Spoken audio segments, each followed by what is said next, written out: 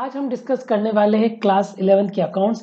जिन भी स्टूडेंट ने after 10th commerce background का सिलेक्शन किया है तो सबसे पहले वो ये जान ले कि अकाउंट्स में उनको क्या क्या कंटेंट कवर करने को मिलेगा क्लास 11th में। तो मैंने यहाँ पे एक ब्रीफ इंट्रोडक्शन लिया है क्लास 11th का। सबसे पहले इंट्रोडक्शन ऑफ अकाउंट्स की अकाउंट्स क्या होती है, उससे रिलेटेड टर्म्स, अकाउंटिंग प्रिंसिपल जिसके अकॉर्डिंग अकाउंट्स का वर्क किया जाएगा, अकाउंटिंग के रूल मतलब debit credit real personal nominal इस प्रकार के अकाउंट्स के रूल होते हैं जिसके अकॉर्डिंग जनरल एंट्रीज करने का काम किया जाता है। मतलब अकाउंट्स में जो भी ट्रांजेक्शन्स होता है उनकी जनरल एंट्री की जाती है और उनके माध्यम से लेजर्स प्रिपेयर किए जाते हैं और उनकी समरी के रूप में ट्रायल बैलेंस प्रिपेयर किया जाता है। तो ट्रायल बैलेंस इस प्रकार हुई जनरल और लेजर की एक समरी प्रेजेंट करने में हेल्पफुल होता है। फाइनल अकाउंट जो अकाउंट्स के मेन पार्ट में माना गया है जिसके अंदर ट्रेडिंग पी&एल बैलेंस शीट को शामिल किया जाता है।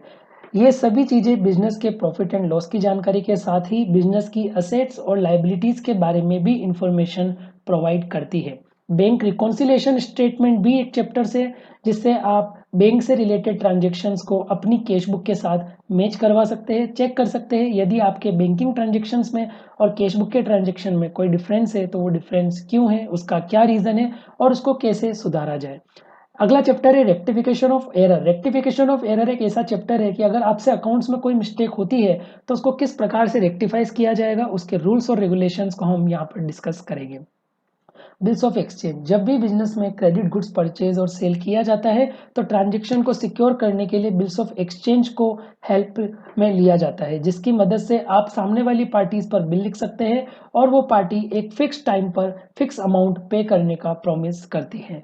सिंगल एंट्री सिस्टम, यदि आपका बिजनेस बहुत बड़ा ना होकर छोटा बिजनेस है तो अकाउंटिंग के सभी बुक्स ऑफ अकाउंट को मेंटेन करना कॉस्टली होता है, टाइम भी ज़्यादा कंज्यूम होता है। तो ऐसे में छोटे व्यापारी सिंगल एंट्री सिस्टम को फॉलो करते हैं और उनकी अकाउंटिंग किस प्रकार से की जाती है उसको भी हम क्लास 11th में डिस्कस करेंगे। इसके अलावा भी चैप्टर से डेप्रिसिएशन जो एक और इम्पोर्टेंट चैप्टर से, मतलब असेट्स को काम में लेते रहते हो तो उसकी वैल्यू टाइम के अकॉर्डिंग कम होती जाती है, तो उसके लिए एक चैप्टर्स बनाया गया है डेप्रिसिएशन और कुछ चैप्टर्स भी है। परंतु ये जो चैप्टर्स आपके सामने है, ये जो कंटेंट आपके सामने है, देखा जाए तो 11th का ब्रीफ कंटेंट और मोस्ट इंपोर्टेंट कंटेंट है। 11th का लगभग 80% पोर्शन इन्हीं में से कवर होता है। इस वजह से आपको यहाँ पर केवल ब्रीफ इंट्रोडक्शन दिया है ताकि आप याद रख सके कि आपको किन चैप्टर्स पे ज्यादा फोकस करने की आवश्यकता है।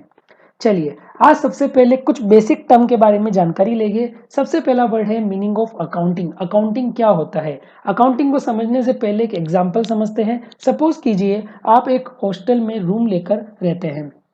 अब आपको हॉस्टल में रूम का रेंट देना पड़ता है, अपने खर्चे करने पड़ते हैं। आपका डेली का टी का एक्सपेंडिचर हो गया, आपके लंच का फूड का एक्सपेंडिचर हो गया, ट्यूशन का एक्सपेंडिचर हो गया, रेंट हो गया।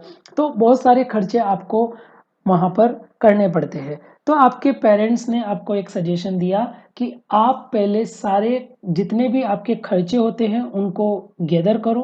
गैदर करने के बाद उन खर्चों को डेली रिकॉर्ड करो। रिकॉर्ड करने के बाद आप उन खर्चों की एक समरी प्रिपेयर करोगे। समरी प्रिपेयर करने के बाद आप पेरेंट्स को भेजोगे, पेरेंट्स उसको एनालाइज करेंगे और पेरेंट्स उसको आपके सामने प्रेजेंट करेंगे, आपको बताएंगे कि आपके कौन से ट्रांजेक्शन सही है गलत है। लेकिन आप उन्हीं चीजों को अपनी डायरी में लिखोगे जो आपने मनी के अंदर खर्च की है, मतलब पैसों के अंदर अगर आपने कोई काम किया है तो वो चीजें आप अपनी डायरी में लिखोगे। ये इंस्ट्रक्शन आपके पेरेंट्स ने आपको दिए। तो चलिए एग्जाम्पल खत्म करते हैं और अब मेन कंक्लूजन को समझते हैं। सबसे पहले आपको पेरेंट्स ने क्या बोला? अपने खर्चों को गैदर करो, मतलब गैदरिंग। दूसरा काम बोला रिकॉर्ड करो, रिकॉर्डिंग। तीसरा काम बोला समराइज करो, समरी बनाओ। चौथा काम पेरेंट्स उनको एनालाइज करेंगे, तो एनालाइज करने के बाद पेरेंट्स आपको प्रेजेंटेशन देंगे कि आपने सही काम किया या नहीं किया। और ये सभी काम मनी के अंदर होना चाहिए। मतलब ये 5 वर्ड अकाउंटिंग कहलाते हैं। अकाउंटिंग का मतलब भी ये है, बिजनेस से रिलेटेड इंफॉर्मेशन को गैदर करो, उसके बाद उनको रिकॉर्ड करो, जैसा कि आप देखिए स्क्रीन पर देख सकते हैं, सबसे पहले इंफॉर्मेशन को गैदर करो जो बिजनेस से रिलेटेड है, अननेसेसरी इंफॉर्मेशन नहीं।